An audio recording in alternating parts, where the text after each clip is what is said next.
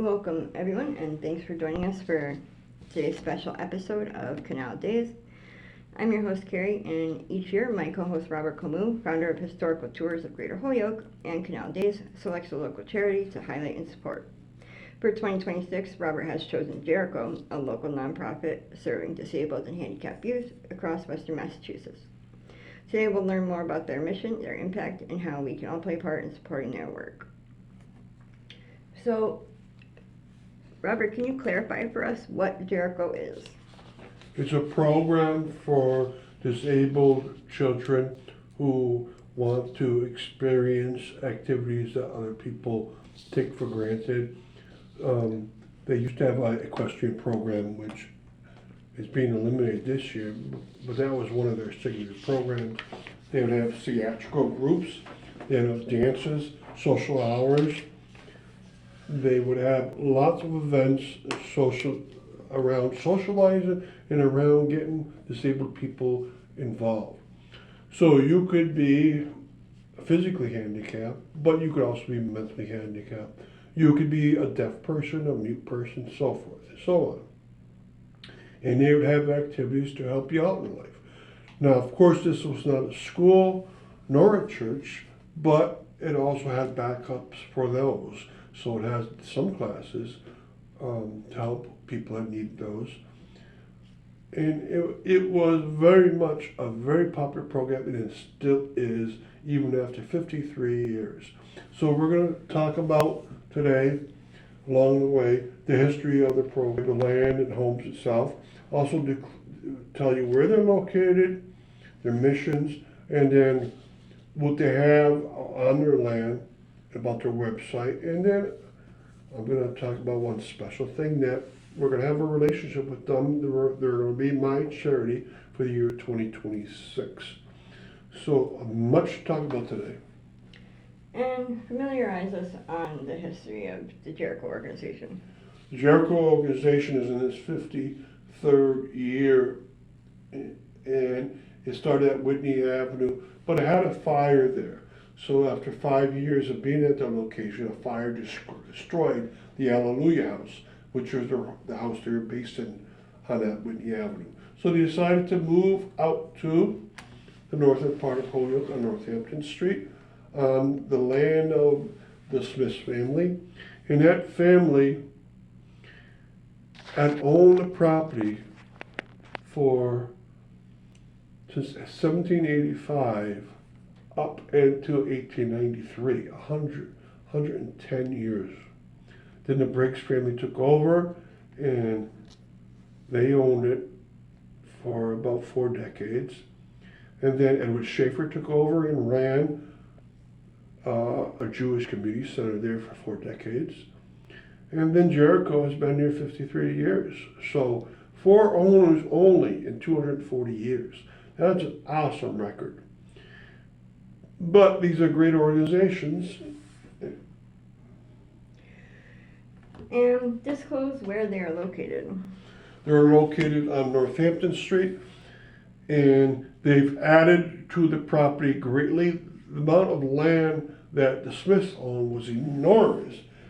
It was 1/2 mile worth of street frontage, even towards the end of the Smith family's ownership.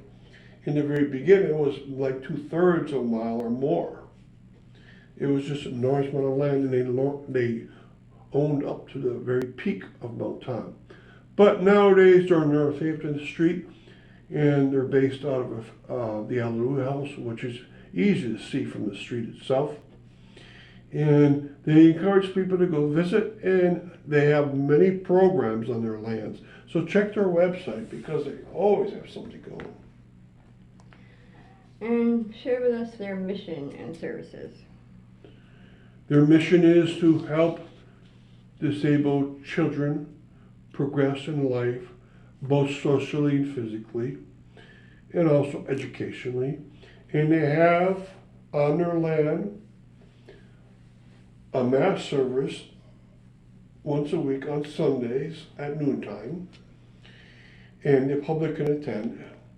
They also have an education center a religious center, which could be rented out.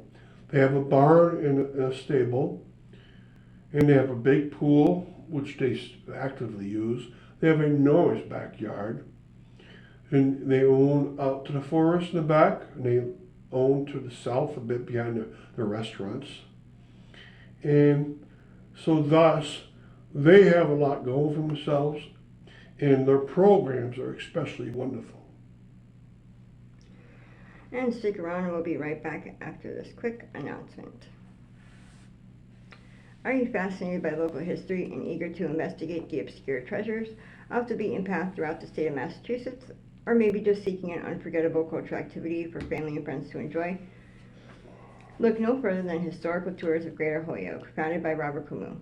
With over a decade of experience, Robert offers captivating tours and presentations of historic sites and landmarks throughout the state.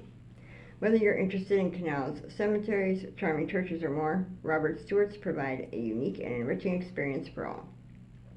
And that's not it. You can also schedule private tours tailored to your interests, ensuring a personalized adventure and unforgettable memories. Perfect for families or groups of all sizes, making for an exciting hands-on learning experience that brings history to life. Simply visit holyokecanaltour.org or email bobcat4214, to book your private tour today. Detail the types of amenities that they have throughout their land where they provide services. They have a very big swimming pool, and what that is for is, remember, if you're a disabled child, then being able to float in water is going to be a wonderful experience, because you don't have to bear your weight on the part of your body that's physically handicapped. And you're achieving a goal. You're swimming through water, and every person will have a volunteer right near them. So that's one very important amenity. They have also an altar outdoors. That altar is for people to go say a special prayer if they want to. It's right outside of a beautiful little garden that's well kept. And they also have, I mentioned, the equestrian center, which is going to be eliminated. But imagine what it looked like in the past. You could have a child on top of a horse.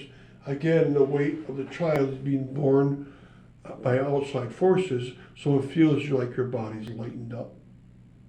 And you'd have a volunteer just on the side of the horse. And the horse would bring the disabled child around on the trails. And what an experience that would be, to be out there with a wonderful view and being able to do things that would be very hard for a disabled child. And they also have the religious center, where they have classes that are made for the class of people that they have shown up there. And they also rent out buildings, so this is a way they can bring money in. And the land can be rented too. And the land is vast. Remember, this used to be an apple cider vinegar orchard, and it was enormous. And so just being on the land, walking around in itself is a highlight. And describe their website and what information is offered and what else one can find or do if they want to research their site. Just 2 weeks ago, they had a Halloween fair there with face paints and pumpkin carving and trick-or-treating for the young people. And that's the kind of experiences they do. At least once a month they have an activity that's very different. So they'll have other kind of programs like this, outdoor programs, theatrical programs, religious programs. And they do this to get the public to go if they've never gone before, or the public to go if they go every week. Just an activity for groups to be involved with these children. And the social aspect of having them mingle with other people is just fabulous. So look onto their website and see what they do. They do things on a regular basis. They talk about their missions, their goals, their history. They give you pictures of their ground, explain what their grounds have. And They tell you what programs are on a regular basis, such as the church, the education classes, the swimming pool, and then they have these special events coming through. I'm pretty sure they're going to have one for Christmas too. So check into these and maybe just go there and see what they're all about. And divulge on some of the various ways one may be able to help their organization.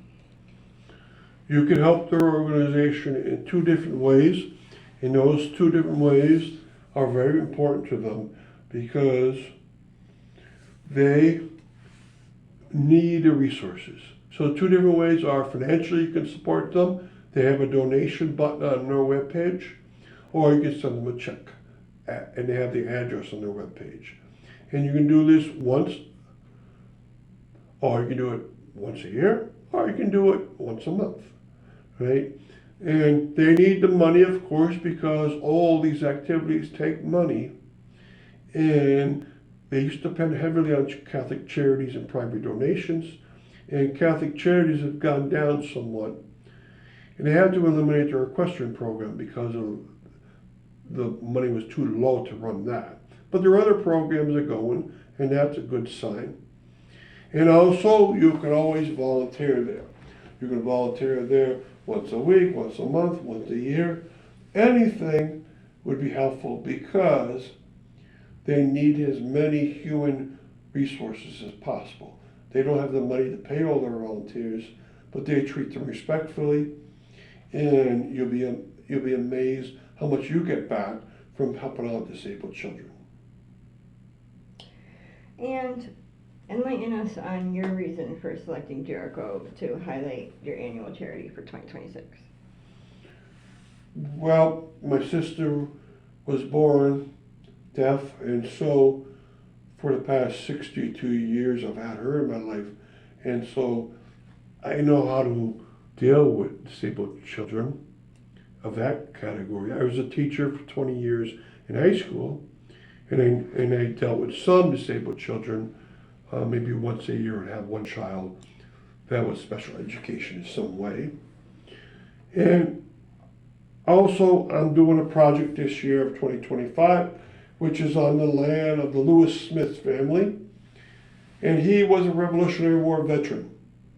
And he built his house there in 1785 after the war ended.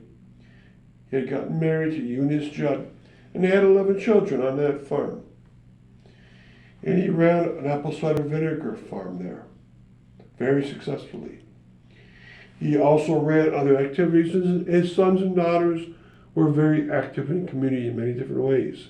They ran the Smith's Ferry, which the whole neighborhood was named after them. So Smith's Ferry is named after Lewis Smith and his sons. And so the Jericho carries on this tradition of helping people out. And for that reason, I hope you do too, and thank you very much.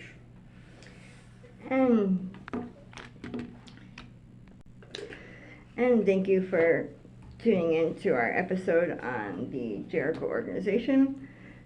And joining us on our journey to the rich history of the Connecticut River Valley. We hope you enjoyed uncovering some of the hidden and overlooked marvels and their fascinating stories that shaped our past in the state of Massachusetts, and our spotlight on Jericho for the 2026 annual charity that Robert represents. If you enjoyed today's episode, please like, comment, and share. We'd love to hear your thoughts and suggestions for future episodes. And thanks for listening, and don't forget to tune to our next episode of Canal Days and log on to holyokecanaltour.org. Until next time.